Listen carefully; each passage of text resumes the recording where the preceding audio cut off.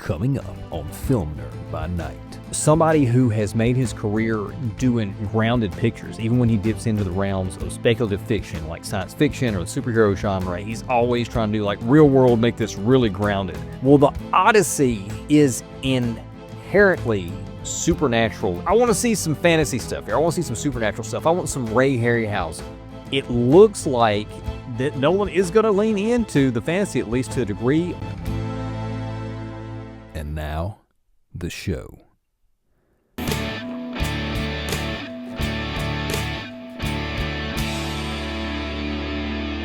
Oh no, it's his underwear.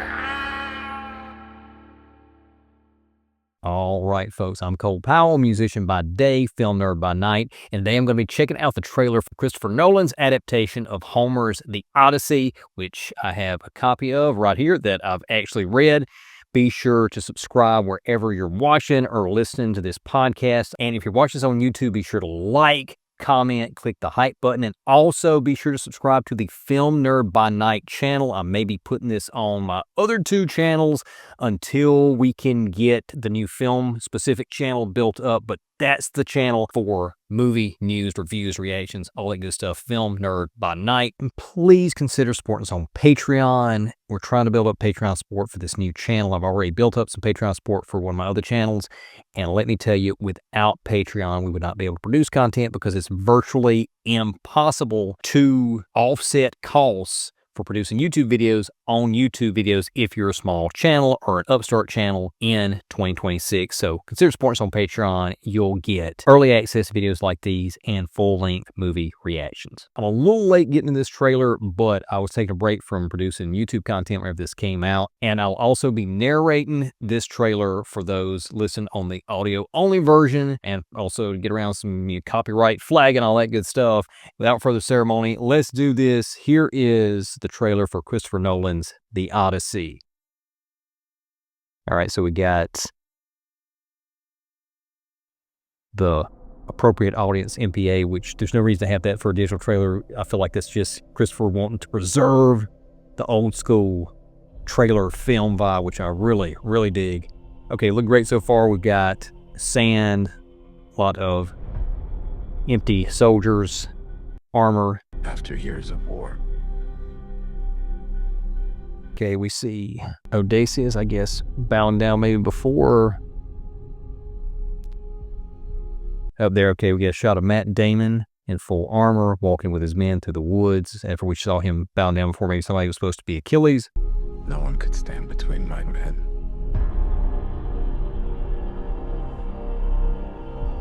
And home. Tom Holland as Telemachus and Anne Hathaway's Penelope. Now we got Matt Damon, his crew on the ship, on the water. Not even me.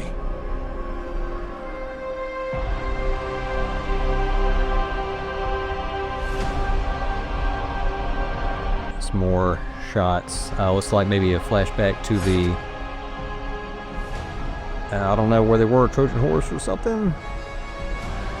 Just from the Iliad. All right, they're walking into a cave. It's like we're gonna have the Cyclops, maybe. They're running. Something's coming out of the ground. Resurrected soldiers, maybe. The sea is battering them on the ship.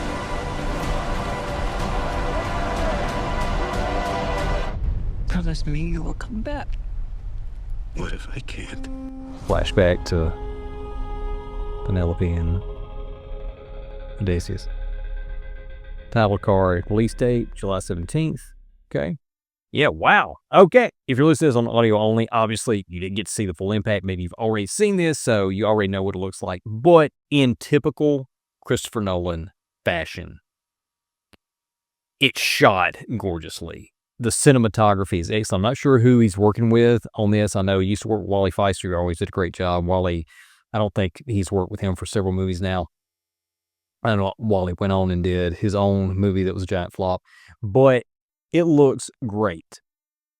And I got to tell you, I was a little nervous going into this movie, or whenever this movie was announced, because Christopher Nolan has been known for his grounded takes.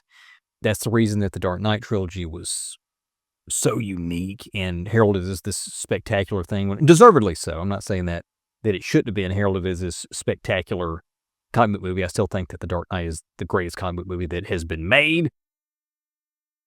And that whole trilogy, really, really good, although Rises doesn't hold up quite as well as Batman Begins and the Dark Knight does.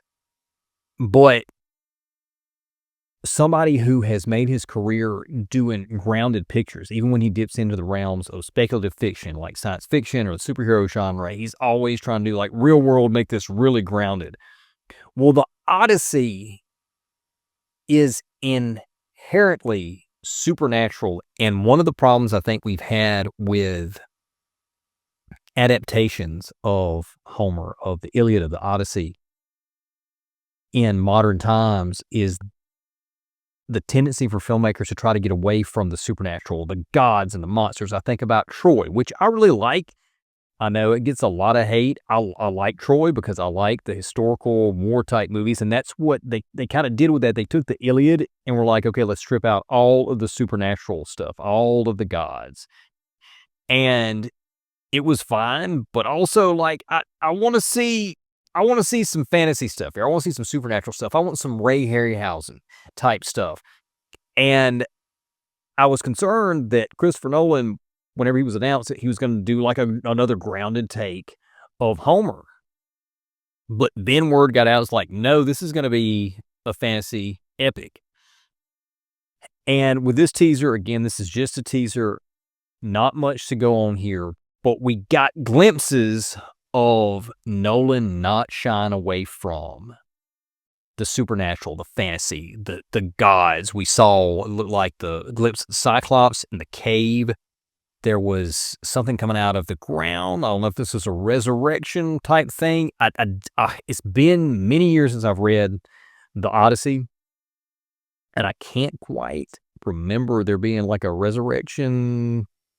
I do remember in Ray Harryhausen, there was, I think it was in Jason the Argonauts, which is set in that same Greek mythological realm. It was a big skeletal army resurrection, but I'm not 100% sure what was going on and in that scene there was soldiers coming out of the ground or whatever.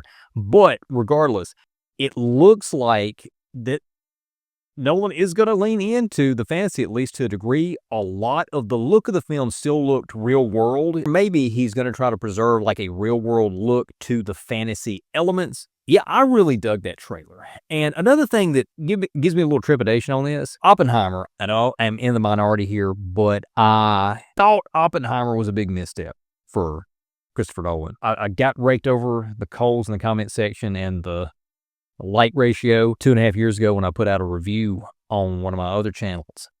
And it was just, I felt like it was a bit of a slog, and I thought the nonlinear format, which Nolan does so well, which I love, the Prestige, I think, is just, uses that format. I think it's the apex of the nonlinear film narrative. It's my favorite film of all time. I feel like with Oppenheimer, it was just too much. It didn't work. I also just did not care about these characters beyond their historical significance, and I could have just read the book, the biography that the movie was based on to get that. So, was not a huge fan of Oppenheimer.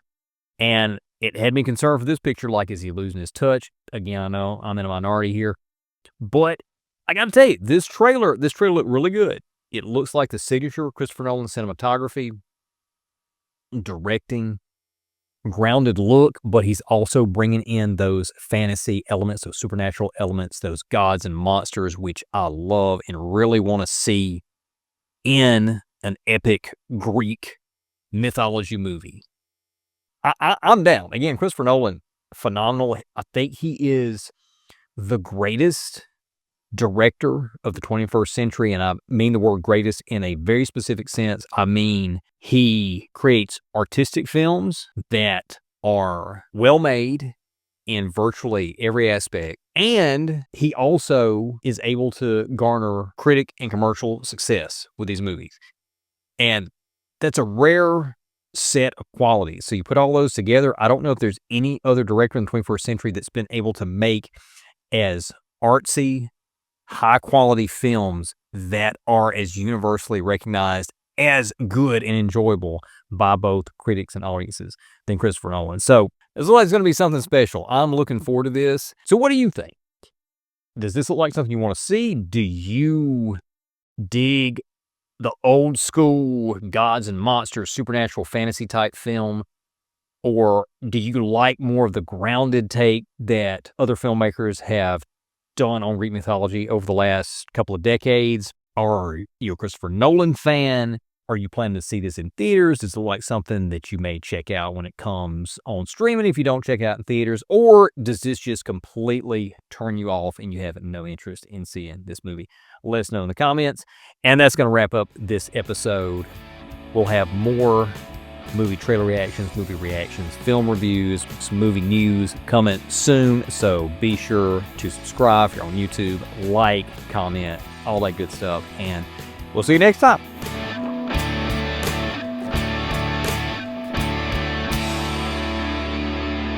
Film Nerd by Night, created and hosted by Cole Powell. Theme, Beautiful Now, written and performed by Cole Powell, a Random Mind Records production. Section 107 of U.S. copyright law allows for the fair use of copyrighted material for purposes such as criticism, comment, news reporting, teaching, parody, or research.